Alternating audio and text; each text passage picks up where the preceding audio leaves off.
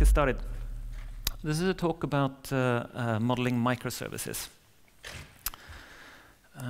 But first, let's start talking a little bit about me, just so you know something about who I am. I've been building software professionally since about 1995, and I guess, you know, non-professionally since 81 or something, I don't know. And I've been at Spotify since 2013, and I'm in a department called I/O, Infrastructure and Operations. The things I've been working on at Spotify are our service discovery system. We call it Nameless. I mention it because it's going to come back a little bit later in this talk. And our service framework. So if you know what Dropwizard is, it's like the Spotify internal version of Dropwizard. It's like a set of libraries and tools that you use whenever you want to create a backend service. It's also something that's you know, semi-important in this talk. And something we call System Z, which is the meat of this talk. So I will be telling you much more about that later on. Right now, if you were closer and could read this, it says data infrastructure. That's what I'm doing right now at Spotify. So that's working with collecting events from all the different servers and putting them into Hadoop for analysis so that we know what people are doing in the system and what's happening and so on. All right. So this talk. First of all, I'm going to talk a little bit about what I mean by modeling microservices and why it's a useful thing to do. I will talk about our solution, which we call System Z, so what it does, and then a bit about the design, and some sort of ideas about what impact it has had on how we work. And I hope that you will leave this talk with some ideas about or some thoughts about how to run, what it means to run microservices at scale. If you have any questions, feel free to ask them during the talk or at the end. That's either way is fine. So, running microservices at scale. Like what does scale mean? This is something that comes from the art of scalability. They call it the scale cube. And so if you have the x-axis, it's cloning. That basically means, when you have, if you have one web server and it doesn't perform well enough, then you can scale it out by having two web servers. So you make identical copies or several copies of the same thing. And that's one way of scaling. Another way of scaling, the z-axis, sharding. If you have eventually when you have a lot of web servers, then the database cannot keep up. And you can solve that by splitting out the users, for instance. So you have you do calculate some hash function or whatever, and then you have some users in one database and some in another and some in yet another one. So that's sharding, and you divide your things into different places. And then the x-axis, where you split out different things. So instead of having a single app server that does everything, you split it out into microservices. And then for those microservices, you can again apply cloning and sharding as you want. So, and the thing is, like, what happens with this is that as you move up in this direction, like to the top right corner or top right rear corner, I guess, even though the individual things you're working with are very simple, you get complex interactions and you get like a complex picture of many things that are, different, and there's a lot of them, and how do they work? So. To put some numbers, at Spotify we don't do much z-axis. We don't do much sharding ourselves. We do it in some places, but for the most part we hand that over to something like Cassandra or whatever that does that for us. But we have maybe 10 or 14,000 different servers. More than some, but a lot less than some. And we have about 1,100 different things. So I don't say microservices, I say things, and I'm going to get back to that. But so it's a lot of stuff. It's more than you can keep track of in your head. And another aspect, I think, that's really important that doesn't come into this auto scalability cube. I can't draw a 4-dimensional cube, so I didn't try that. But we have about 100 teams that write code, and that's another aspect of scalability. Like that's one more thing that leads to need for information. And I think Teams at Spotify are a little bit special, perhaps, I don't know. But I'm going to talk a little bit about how things work there so that you can understand why I say that, or it's part of the background for this talk. Spotify is organized into tribes and squads. Tribe is like a department, it's about 100 people, something like that. And squads are teams that own the responsibility for something, some feature. So and it can be like a feature can be search. That would be a feature squad. So the squad that owns the search feature, they own the user interface in the iOS client, in the Android clients, on the desktop, on the web. They own the backend services that are responsible for this. They own the jobs that do Hadoop processing to analyze stuff and create indexes for the search engines and so on and so forth. And they're about 7 to 9 people. They do that. And then there are so most of the squads are feature squads. Those are the ones that deliver the business value. We have infrastructure squads, and I'm in one of these. So that's a squad that owns a piece of infrastructure, such as, for instance, the service discovery system that I mentioned before, nameless, or the network that we have between our data centers, or the system or the tools that allow you to provision hardware when you need new machines in the backend. And then there's the client platform squad, so building common infrastructure and code for the clients, and managing the releases of the clients and so on. And there is no operations or test in this picture because teams have full responsibility, meaning that they own the product roadmap for their feature and they own it in production. So when the service discovery system breaks, then I might get woken up in the middle of the night. And luckily it doesn't break, so I don't get woken up because of that, because of my kids instead. And the way, Spotify has also grown very, very quickly. It's about doubled in size if you count the number of developers every year since its inception. And the way this has worked is through cell division. So you have a squad, it owns something, and then it becomes too big, and then you split it up into 2, and you split out the things that it owns.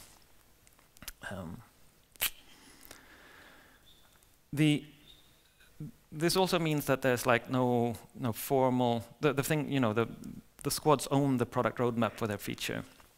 And there's no formal or enforced communication, or at least very little of it, between squads. And that means, so decisions are made locally. It's a trade-off. Is that a good thing or is it really scary? I think it's a trade-off. It's for Spotify, it's a good trade-off. But it does lead to many teams solving the same kind of problems in slightly different ways, and teams having different ideas about how to do things and doing things in different ways. So that's also part of the background information. If you're interested in more about this, I would recommend you to watch this video. It's very entertaining, I think. It's like 10-15 minutes long. Yeah, so if you take all these things together, the volume of things that you have to manage, and the fact that you have 100 teams that don't necessarily talk to each other that much, that do things all the time and deliver stuff all the time, then that gives you a lot of things that are some problems that you have to solve. So just knowing what's out there, what's running in our backend. We have 100 teams that put stuff out there. Like, what are they doing? Where are things deployed? If I own one of the services in the search system, where is it running? How do I know where it's running? How do I know that it's configured correctly if there are some instances that are brokenly configured or not? How do things fit together? Like, so maybe I can have a list of all the things that are out there, but how do they call each other? And how do I know that how it evolves over time? If something is broken, who do I call? How do I know that if I want to try to understand something? Yeah, what is broken, in fact, and how do I fix that? So all of these problems lead to a need for systems metadata or services metadata, and that's what we have in System Z, and that's what this talk is about.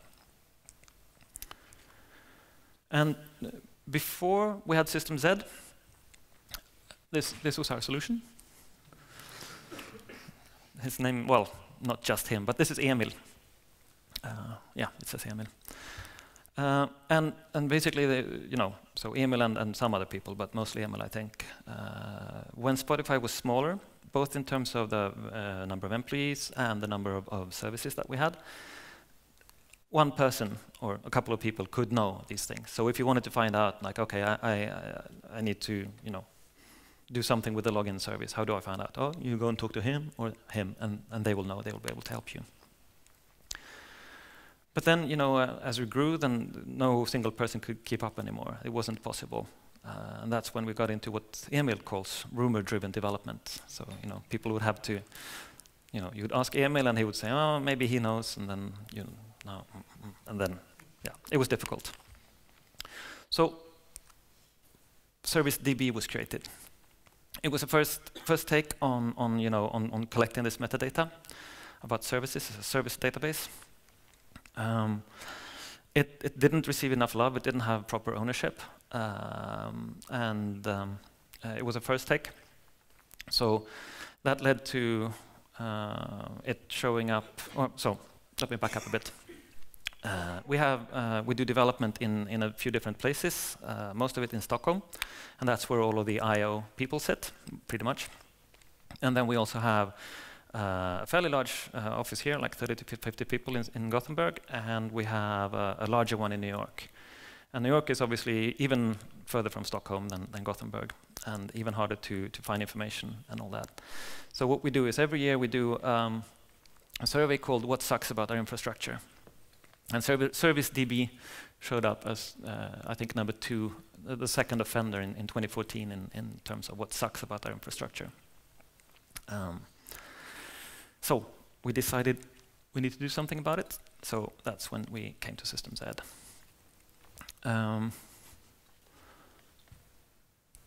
Don't worry about if you're not able to see this. You're clearly not able to see it, I think. The slides, I think, will be available later on. So you can look at it. That's the front page. System Z is a system for system metadata. And why is it called System Z? So the story is, when we started working on this about a year and a half ago, a bit more than that, we didn't know what to call it. It was the replacement of ServiceDB, but what is it? Like, Service Dashboard was an early name, but then we figured it's not quite a dashboard, it's something else. Let's give it a really bad name, so we know we're going to change it later on. System Z, how about that? And here we are. But I actually think, I mean, I was one of the people arguing in favor of keeping this name, because, you'll see in the rest of the talk that it's a complex thing. It's really hard to find a single name that is descriptive of what it does. And with things like this, they become like proper names. So Petter is my name. It's not a descriptive name. It's something else. It's a label. And if you get to know me, then you know who I am, and I'm more than a programmer or less than a programmer, or whatever. So System Z is the name. We thought it was really crappy, but it turned out to be pretty good. Some terminology. So we. Two of them, two terms anyway. We talk about components and we talk about systems. And a system is like some related things, some related components. It's a loose grouping of things. And a component is a thing. Initially, we talked about services, but then we realized it's not right. We don't want to talk only about services. What happens when we have like a data store? A service owns a data store. What is that? It's not a service, it's something else. Okay, let's use another term. And right now, this is actually a bit outdated, but it could be a microservice, it could be a data store, it could be a data pipeline, so like a set of related transforms in Hadoops or related Hadoop jobs, which we call a pipeline. It could be a library.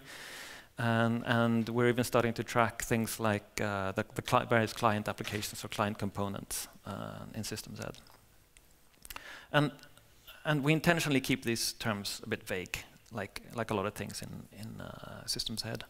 And the rationale is if you think back to the slide about local decision making and lack of, at least enforced, or lack of communication in general between teams. People do similar things in slightly different ways, and we want the system to be flexible to accommodate that. So it's a bit loose, but when you shake things, then they fall into place, at least fairly well. And so this is actually part of an architecture diagram that I drew a couple of years ago when we started building Nameless, this service discovery system.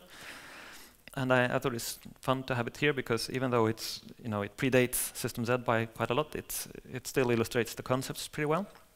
So the blue box is the system. It's Nameless. Nameless consists of a few components. There is Power DNS, which is a DNS server, which is pluggable, so you can give it different backends. Our backend is called Nameless Discovery. It's a Java microservice, typical one. There's a Cassandra data store, which for the nameless data. There's a microservice called Nameless Registration, and then there are some command line tools written in Python. There's actually more stuff in Nameless now, but that's what we started out with. So it sort of illustrates that you can have different kinds of components, and they all fit into a system. Another thing that's shown here is, or this is just a part of the diagram, but you see two arrows coming in here. This is basically looking services up in the service registry. And this is saying, here I am, make sure that I'm discoverable, please. So that means that the things that are pointed to by arrows are what we call public components.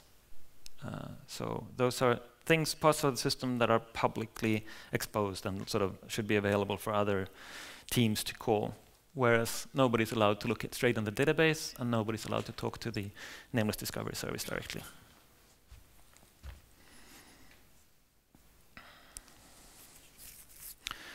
Okay, so the main features in System Z are, like general component information, stuff like, who owns what and what are the things that are there. Dependency tracking, understanding how different components relate to each other. And we also have features where you can do things like manage deployments, and you can figure out about ownership and do alerting. So, yeah. And the component overview page looks something like this. Again, don't worry about not seeing all the details, that's fine. But let me just point out that there are some tabs up here, a bunch of them. And then there's like different areas in the UI. And one of the areas is called Dependencies, and it shows, a number of things. This is a service called Search View. It's part of the search subsystem, and it has a lot of dependencies, as you can see. And dependencies are things that this component calls. This I don't think you can read, but it's fine. It says declared and runtime, and then there's a green dot for everything. And that's we have like a dual system for tracking dependencies. One of them is you specify explicitly that I'm going to use this component, and then we also have a runtime system that detects calls. And if both of those are present, then it's good. It's green. If you're saying I'm going to use this, but you're not actually doing that, that's some sort of warning, and this dot would turn orange. And vice versa. If you're using something that you haven't specified that you're going to use, then that's something that's a little bit fishy. You can see that these two services, they're called Charts API Backend and Chart View. They're orange. And that typically means there's a tooltip, like if you would hover over here in the actual UI. That typically means that they are declared as private. So there's no, in their architecture diagrams, there's no arrow pointing into them. But Search View is still calling them. So that's another warning, like, is this an issue? Is there something we should think about? Yep, and probably actually in this case, it's just that the owners of those two services haven't marked them as public, but they want them to be, because private is the default. And based on this dependency information, we have like a simple thing that just uses GraphViz to provide, diagrams, and you can click around in these and then see, okay, what are the different services and things they're calling this. So this is the auto-generated version of the diagram. I started out with nameless here at the top. There's something called nameless Polar that wasn't present before. The Power DNS server, nameless Discovery, nameless Cassandra, the data store, nameless registry, where things are sending heartbeats to. So it's the same sort of information, but slightly different. And then if you look into deployments, there's on the main page, there's a picture here showing that search view version 0274 is deployed to 76 instances. If there had been a different version, it would say, search view 0273 is deployed to 3 instances and 74 to the other 73 or whatever. So you can see, like, you would be able to split it up, and you can click on that green thing here and see the exact hosts that it's running on. And I don't know, if you could read this, it would say deployment Hermes, and if you're confused about what Hermes is, it's we're very, very good at Spotify at building our own solutions to everything, and Hermes is our own HTTP. So we built that.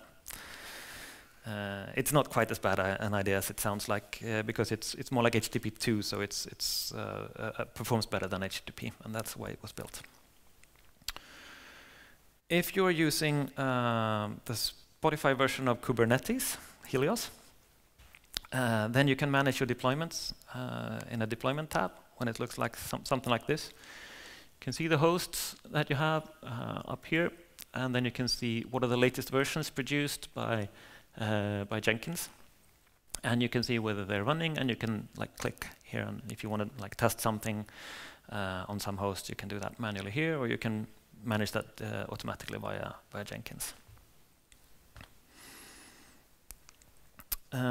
You can also set up routing. So we have a concept we call pods. It's completely different to Kubernetes pods. It's more like, I think, well, it's basically like data centers. It's something like data centers. So it's a bunch of servers that are closely co-located. And if your service isn't running in every data center, that means you need to say, okay, if somebody wants to find me in this data center, in data center A, but I'm not there, then send them to B. So that's what's happening here. If somebody looks me up in A, then send them to B, and in B there are 18 running instances. So here you can configure the routing, and you'll see also what's the previous changes that have been made. A thing to note here is that we're still looking at the search view service, but here's a tab or a drop-down where you can pick out something that's called the discovery name. I'll talk a bit more about that later, but the services have different discovery names than their own names, and I'll go through that. For now, just note it. Okay, back to the overview page.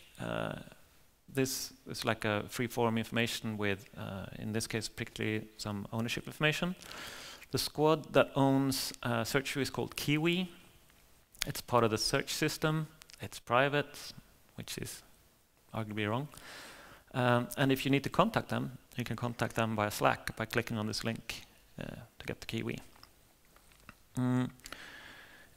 They have specified, I took that out because it might be sensitive. They have specified a PagerDuty key for their service. PagerDuty is an alerting system. That means System Z will show this part of the UI, where it actually contacts PagerDuty and says, is there something we know is wrong right now with search view? Right now it's green, so nothing.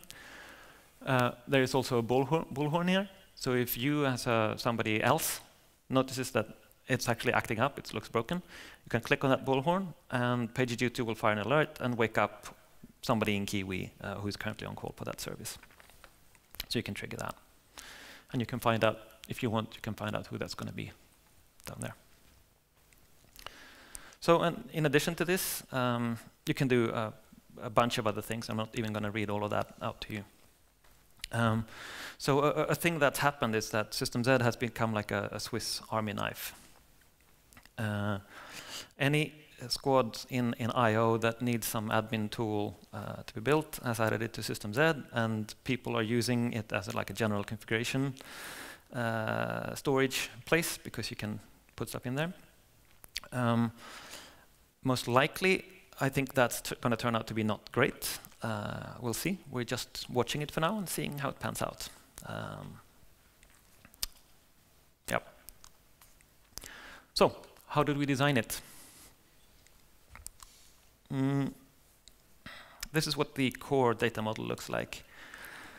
I think it's funny, like when you're doing some design after the fact, it looks completely trivial, but this took us 3 months to do, and it's 4 boxes and 4 arrows.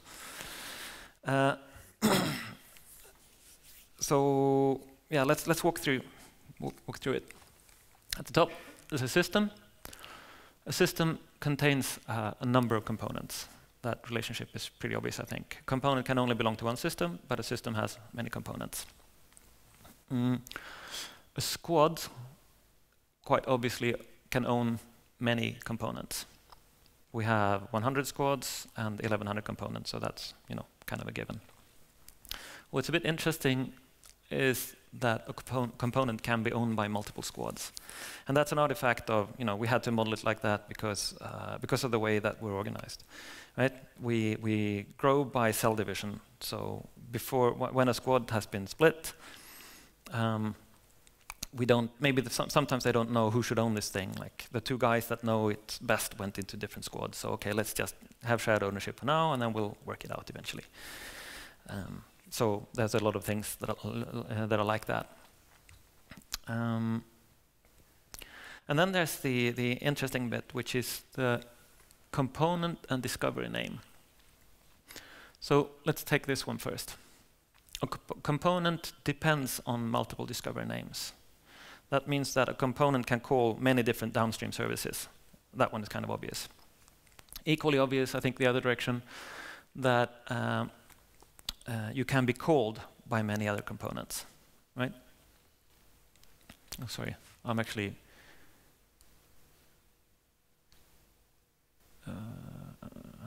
Yeah. This one is a bit weirder, perhaps. Like a component can register many different discovery names. That sort of makes sense. It's like aliases, so a component can have different names. That's fine. But it's also the other direction there is quite interesting. The same name can be registered by many different components. And that's maybe a little bit weird. I'll talk more about that. For now, let me just say that this is just a core. And if you remember back, for instance, me talking about the PagerDuty key and how that triggered a feature in the user interface which allowed you to alert things, that's not part of this model. So, but it's like that's the core, and then in addition to that, individual features will add different data that gets stored in the same data store as this stuff. So that in fact, there's a lot more data about services than just this that we track. Right. So why do we have this weird situation with the discover names? I'm going to walk you through the procedure that the Zool squad is currently running. They're in the middle of this right now to upgrade the login system at Spotify. So Zool squad owns the login system and the user database is at Spotify. And it's kind of obviously an important thing. We don't want it to go down. It's also a thing that's complicated technically. There are hundreds of millions of users in the user database. It's a big Cassandra data store. And they want to, and right now there's a service that does too many things. It's built in Python, and it's starting to break. And they want to replace it with something that with a combination of small things. So basically, they want to split user 2 into user 3 attributes and create. So where this guy handles login requests, the requests to create new users, register new users, and update and read attributes about users. They want to split that out into 3 different services to make them simpler, and they want to write them in Java because Java performs better than Python. So how do you do that without downtime and being very sure that it works? Their plan is this. they're going to start by having user2 register another alias. Oh, sorry, I forgot to mention. User2 also registers 2 different names. I should back up even more. Yeah, these are the discovery names that user2 registers, user2 and login. And they're different. So login is used for login, and user2 is used for creating new users and reading and setting attributes about users. And clients look up these names and then get directed to user2. So add a new discovery name. Nobody's going to call that because nobody knows about it. Create a new service that's called user2 proxy, which is configured to just forward all of its requests to user2 legacy and return whatever it responds. But it's not getting any traffic, so it doesn't do anything. Have user2 proxy register user2 and login. So that means that when some client looks up login, they might get sent directly to user2, to some user2 instance. Some other ones are going to get sent to user2 proxy, which then sends stuff via user2 legacy to user2 and returns the response. And that's fine. You know, some requests go straight. There's going to be some added latency, but not too much, and this is not that latency critical, so it's okay. And then user2 will stop registering these, and all of the traffic will go through the proxy. Okay? And then they have these new services register some new, completely unknown discovery names. And once they start getting, you know, this is where they are now, I think. You know, where they start to get ready, you know, to take some traffic on, say, the user3, which is going to handle login attempts. They can start sending some traffic, maybe 1% of the traffic, to user3. And this is another really interesting point when they're here. Like, what they can do is, A, they can performance test these things by sending only a percentage through and verifying that it's performing as well as it could. B, they can compare the responses from both of the two services and validate that they're actually, you know, either that there are no differences or that there are expected and the desired differences between the responses, right? When they're happy, they can, you know, people can start migrating their clients to talk to the new discovery names, and then, you know, possibly new APIs. And retire the user2 service. These ones still work, but they get sent through the proxy to the new services. And eventually, no more clients will be talking to those old discovery names, and they can retire that part. So that's the reason why we have this thing where, you know, multiple services can register the same discovery names. It looks funny, but it's really useful in some cases. Okay. System Z architecture. This one, again, is another slide that you can look at later on. The main point I want to make here is that these yellow boxes represent teams that own different components, different parts of the System Z, as a whole. This is like the core, where you have an AngularJS interface, and then there are different subsystems. This is for deployment, where you have an AngularJS module, some backend service that implements part of it, and then manages Helios, which is our container orchestration system. Another Angular module for the routing tab, basically, which manages stuff in Nameless. And same thing for collecting runtime metadata, so like picking up information about what's deployed where and how things are configured and so on. And you can see all of these have arrows leading down here, which is sysmodel, which is a backend service that's storing all of the metadata that we have about different services.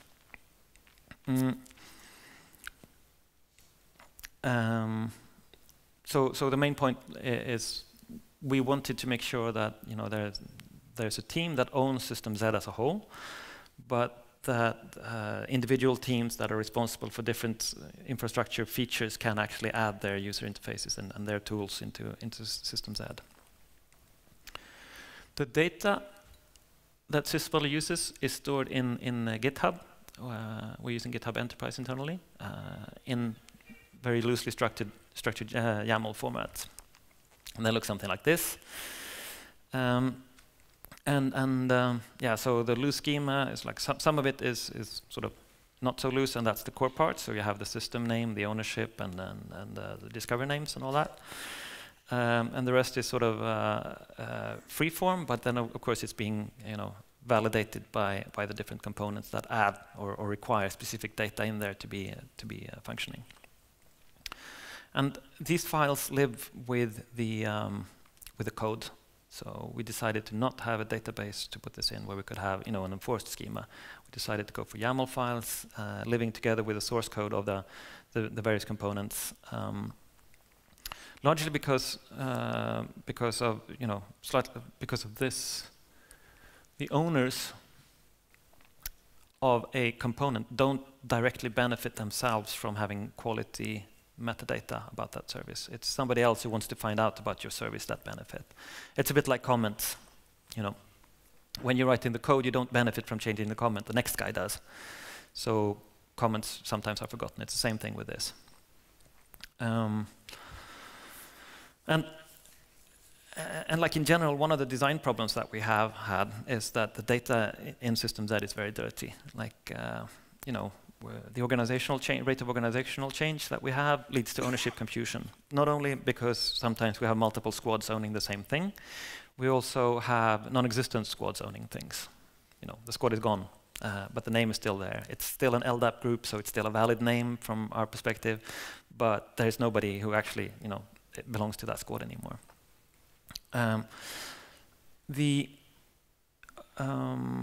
Another aspect of that is that people may not be very knowledgeable about the thing that they own, so they might not be capable of providing the right metadata, which again sort of reduces the quality of it. Also, we have sort of rapidly evolving infrastructure. So I mentioned that user 2 is written in Python.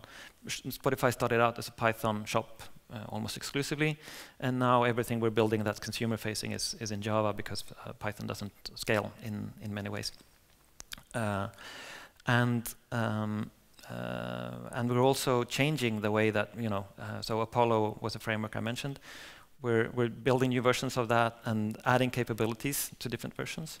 So depending on which version your service is on, if it's a Python-based service still based on some old Python framework, or if it's on an old Apollo version or a recent one, it'll be capable of providing System Z with different metadata at runtime about it. So different capabilities lead to confusion or different kinds of data. So that's why we wanted to have the YAML files live with the source code. It's a signal to the teams that this is your data. Like, you own it. You're in charge of making sure that it's good data. And similarly, the things like the orange warnings and the green dots and stuff, it's some kind of gamification. Programmers, we often have some sort of, I don't want to say OCD, but I did, so desire to keep things clean and neat and have them properly packaged. And we wanted to sort of push a little bit about that, so to nudge people into having, okay, I don't want to have this orange thing when I'm calling this downstream service. I know it's a valid call for me to make, so I'm going to go poke those guys and tell them to make it public. So my thing is green. Like, we're hoping it works. Maybe, maybe not. Okay, we also did this. I like this. You don't have to read it. This was an A3 poster that was taped to the inside of all of the toilet walls at Spotify. Toilet doors at Spotify, I should say. 10 things you didn't know about System Z that will amaze you. Migrating is super easy from ServiceDB. You can create a new service, and you'll get a GitHub repo, you'll get a continuous build, you'll get a skeleton that goes hello world, and everything will be set up for you. You can see what dependencies you have. You can know where you're deployed exactly. You can see current incidents. If you go to the home page, then you'll see exactly what components you own. And in my case, there's like 60 or something because I'm a member of many different squads because history. You can manage routing, you can see the published API. I didn't talk about this, and that's okay.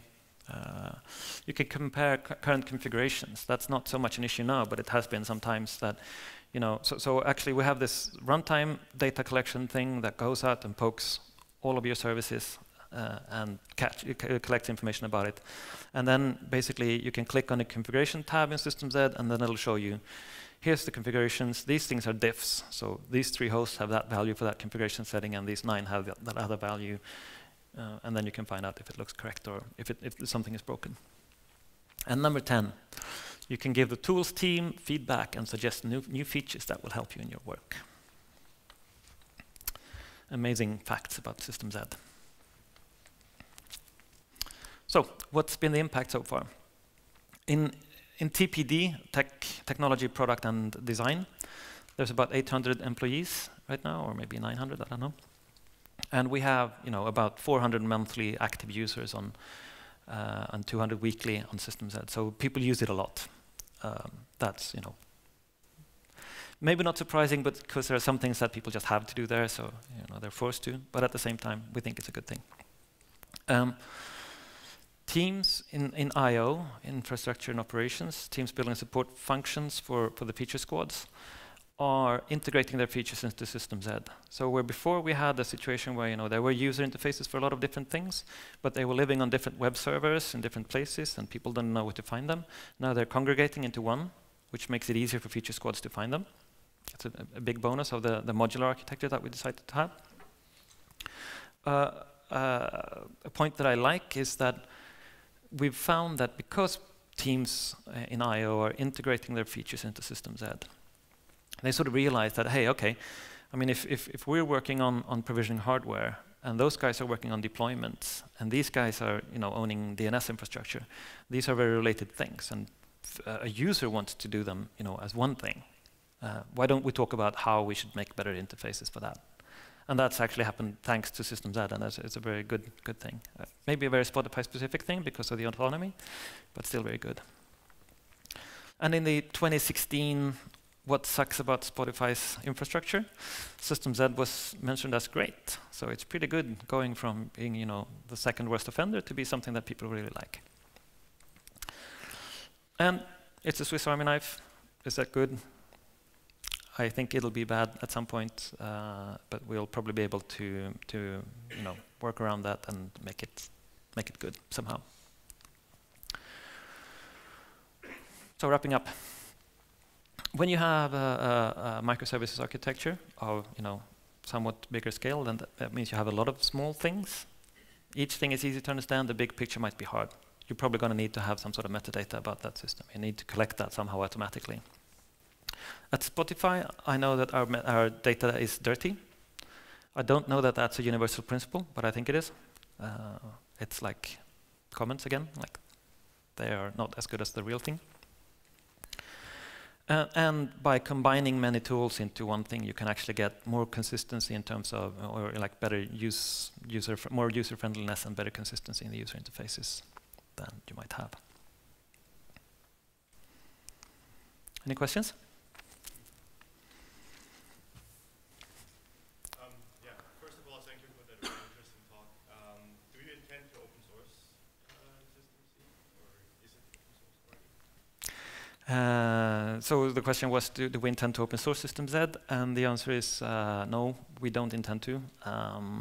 Primarily because it's very intimately tied into very Spotify-specific stuff. Like, that I don't think would make any sense to open source. Things like the way we collect runtime data, things like our service discovery system, which I don't think is useful for others. So.